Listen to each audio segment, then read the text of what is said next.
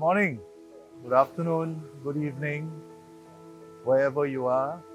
I'm speaking to you from Singapore regarding the issue of coronavirus, now officially known as COVID-19. It was first reported sometime in the middle of December in China, and then in Singapore, the first case was reported on 23rd of January. That happens to be the week where we have the big Chinese New Year holiday, and after the holiday season, more cases started to appear. Now, the issue with this coronavirus is the risk of infection statistically is low. However, the consequence is huge, both to health as well as economically. With that in mind, sometime in early February, we started to put some action in place. So we start to reduce visitations, making sure our visitors screen, taking their temperature, making sure they declare their travel histories and their health before we allow them to enter our facilities. And we limit all visitation to only specific locations within the facilities. Employees-wise and their household members, we start to monitor their health. Similar things that everybody in the world is doing, taking temperatures and making sure that we record the individual health situation, encouraging employees to visit a doctor if they don't feel well, and stay at home until they get clearance from the management to report to work. More importantly, getting our employees to become more socially responsible.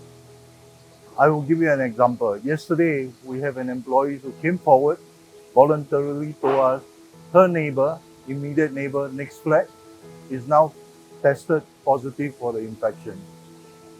And she came to us and said that she feels that her risk of getting infected is higher than normal. And as such, we have asked her to stay on leave of absence for 14 days at home, and we will monitor her. Once she's cleared, then she will report back to work. Offer of information by employees become very critical in managing this risk.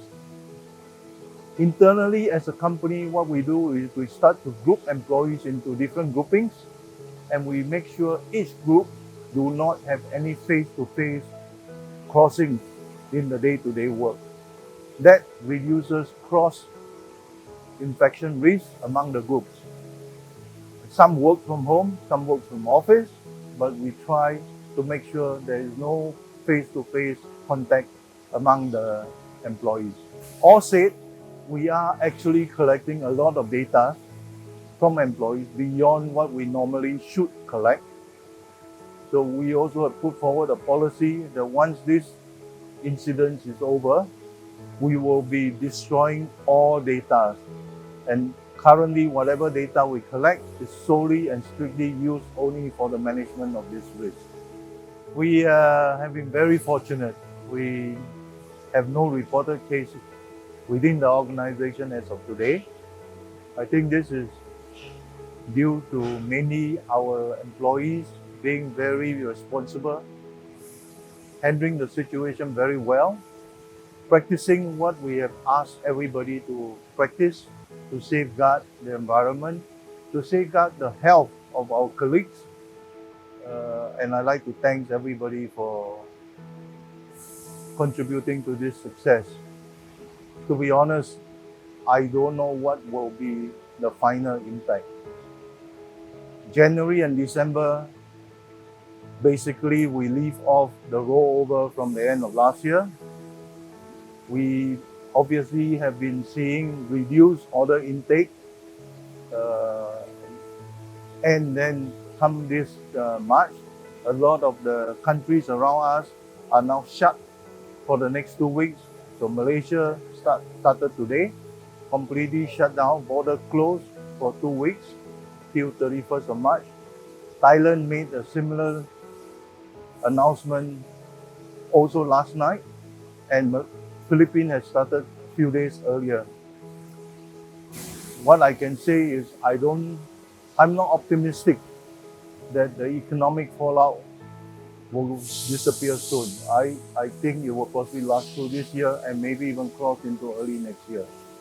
I would like to introduce Clement, one of our engineers who has to deal with this every day, and he can give you a few words on what is the impact on his life, working life, and his own personal life. Good morning, everyone. My name is Clement, and I'm a mechanical engineer from SWTS. The start of year 2020 has been a rough ride for all of us. With the occurrence of COVID-19, coupled with the recent oil price slump, the entire economy is currently on a downward trend, and the future is filled with many uncertainties. COVID-19 has claimed thousands of lives till date, and it is still spreading like wildfire in the whole world. This pandemic has greatly impacted our daily lives and instilled fear in people, as we can't tell when or how badly it is going to hit us. However, in the midst of this adversity, what really amazed me and made me feel proud is that our company is still going strong. Morale of the employees is still very high, and we are still operating at a high level despite this huge commotion. The main reason for this positivity is that the management has adopted and implemented extensive precautionary measures during the early stage of COVID-19 and managed to keep it under control before the outburst of this virus. Knowing that our safety and welfare is being prioritized by the company, we are able to work at full capacity without any worries. Although COVID-19 has put us apart physically, as we have to exercise social responsibility, I believe we have grown much closer to each other emotionally. By facing and overcoming this adversity together, we will definitely become stronger than before, both as an individual and as a company. Thank you. I would like to take this opportunity to also thank my guys. I would say, hang in there. We have done it before. This is not the first time. And I'm sure we overcome this one. Thank you very much.